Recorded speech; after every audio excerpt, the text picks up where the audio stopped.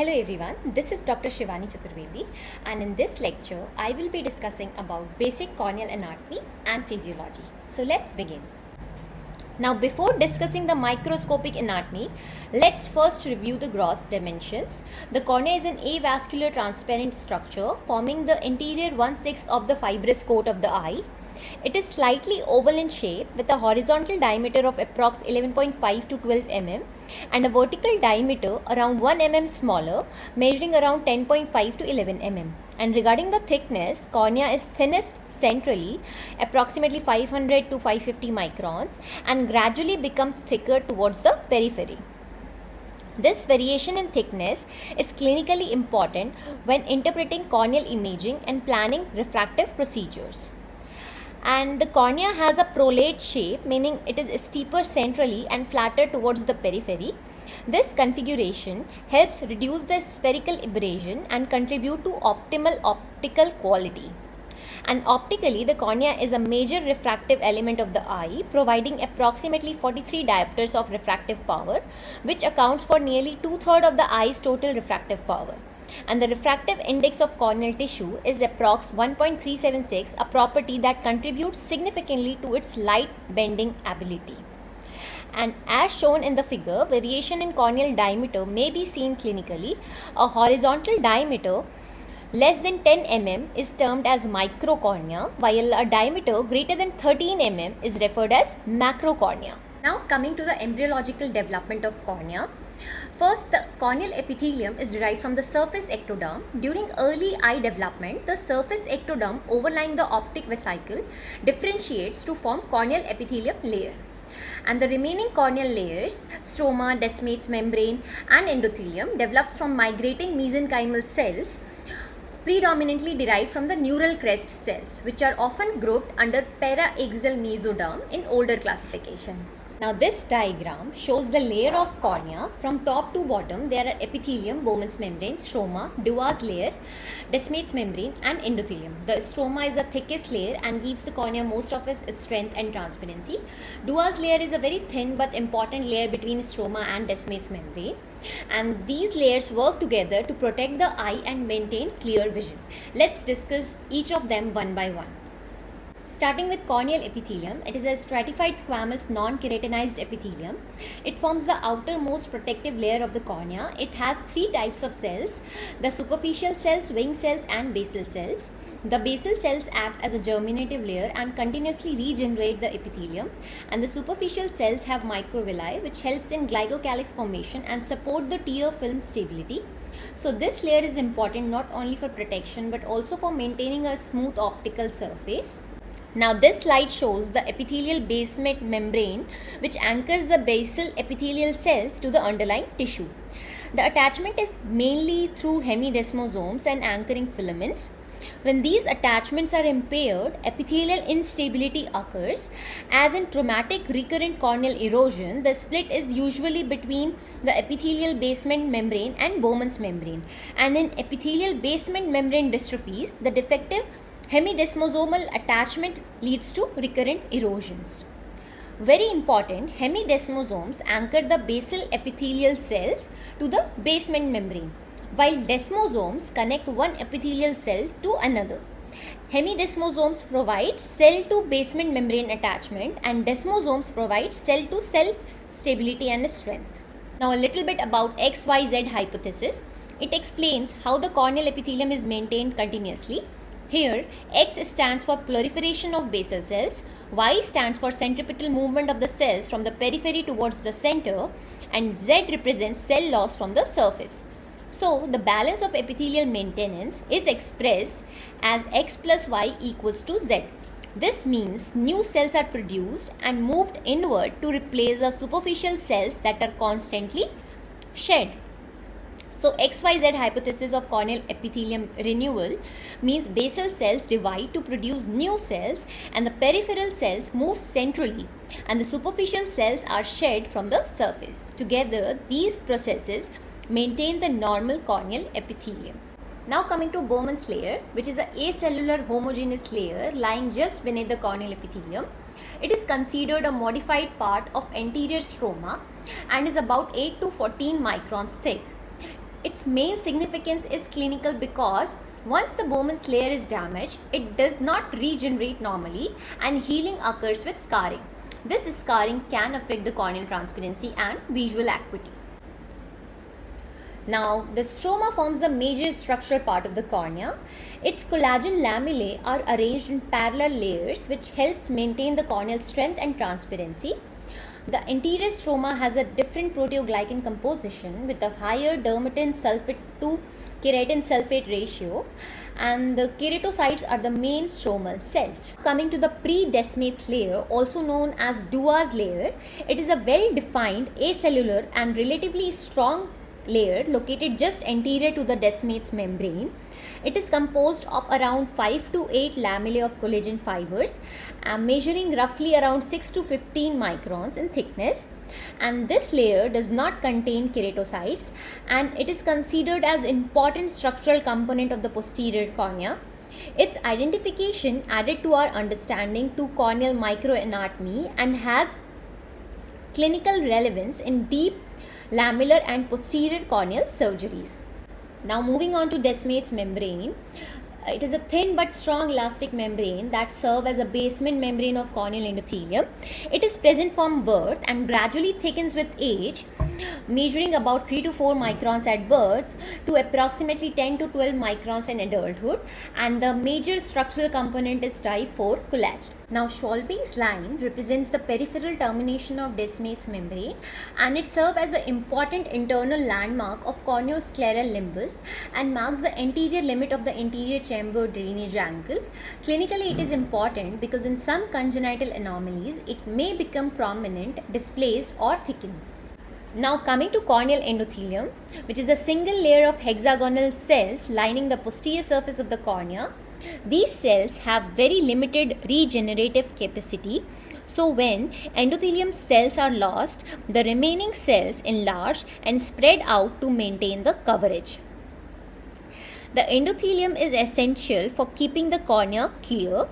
Its sodium-potassium ATPase based pump mechanism along with the bicarbonate transport actively move the ion and fluid from the stroma towards the aqueous humor, and this is often described as a pump leak mechanism. Some fluid tends to enter the stroma while the endothelial pumps continuously removes it, maintaining the corneal dehydration and transparency. If these pump fails, the stromal edema develops and the cornea loses its clarity. So endothelium maintains the corneal clarity by its pump leak function. Also, the corneal endothelium is highly metabolically active, which is why the cells contain numerous mitochondria, rough and smooth endoplasmic reticulum, and free ribosomes.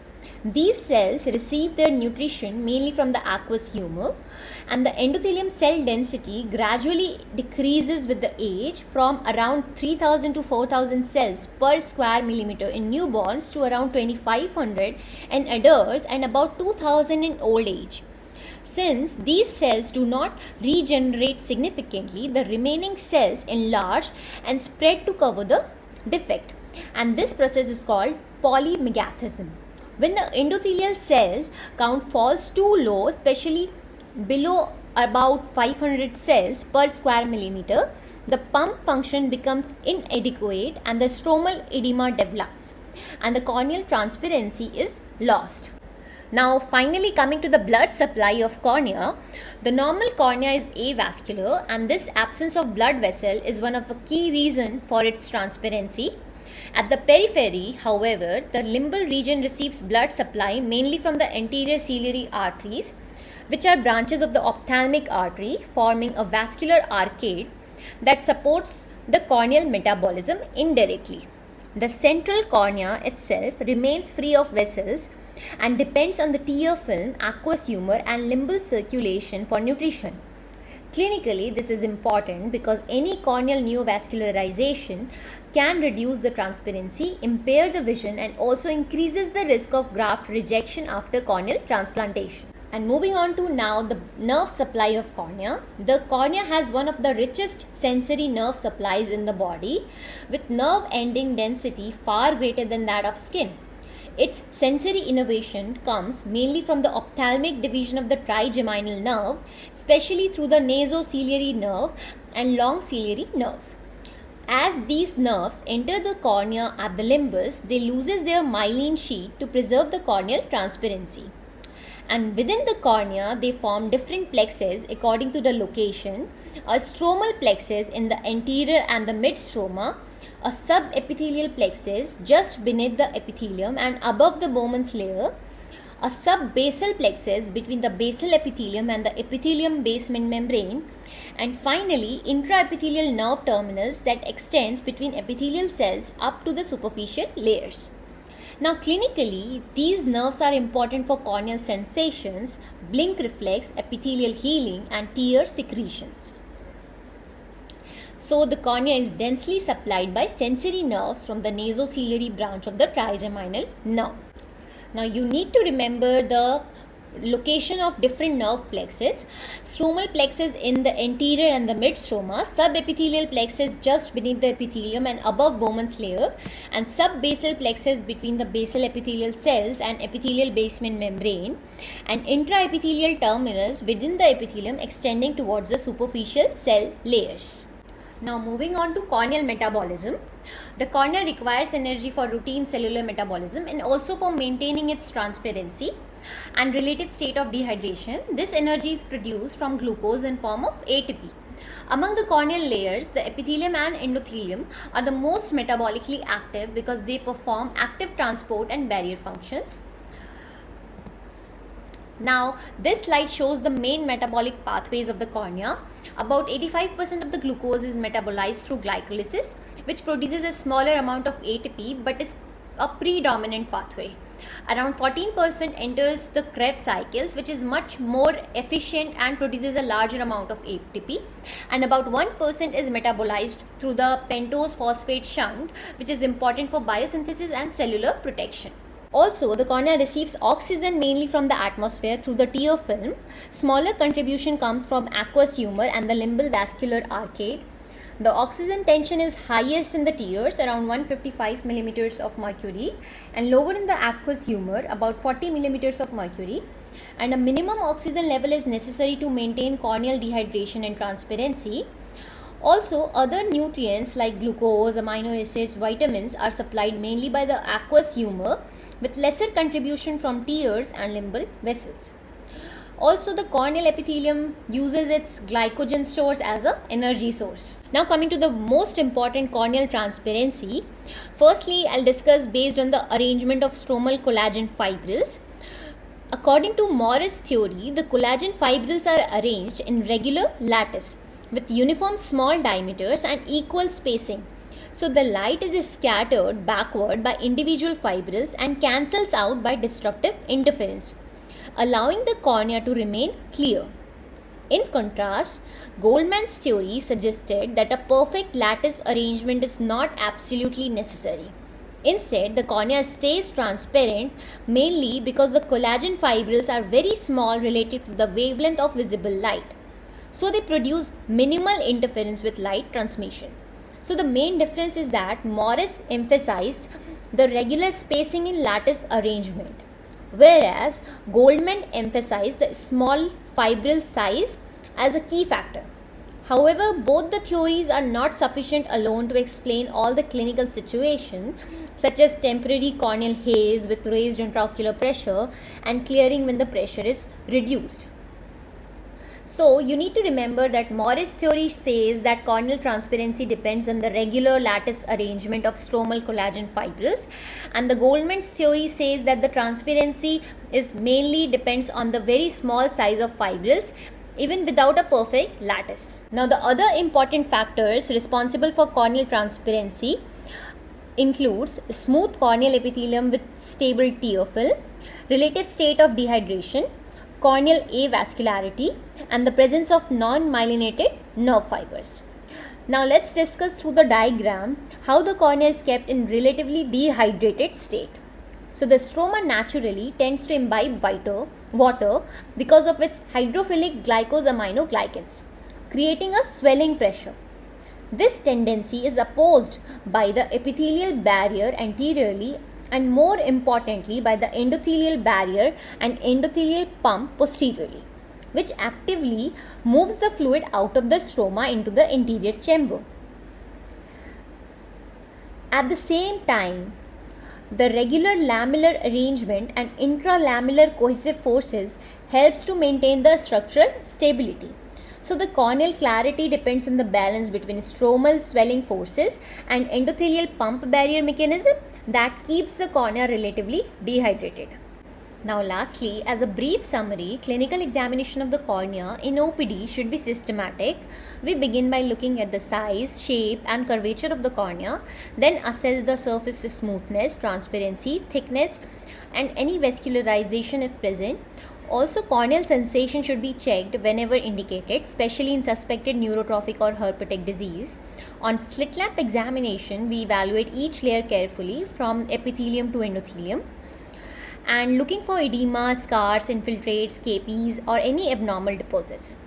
Additional tests may include fluorescence staining for epithelial defects, corneal sensation testing, pachymetry for thickness, topography for curvature and specular microscopy when endothelial status is important.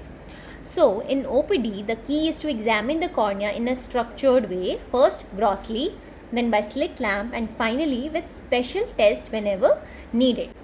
This is just a format of how to document corneal findings in a structured way. A good note should capture the location, size, shape, depth, laterality and the associated signs. So to conclude, a sound knowledge of corneal anatomy and physiology forms the foundation of recognizing and managing corneal disorders. Thank you.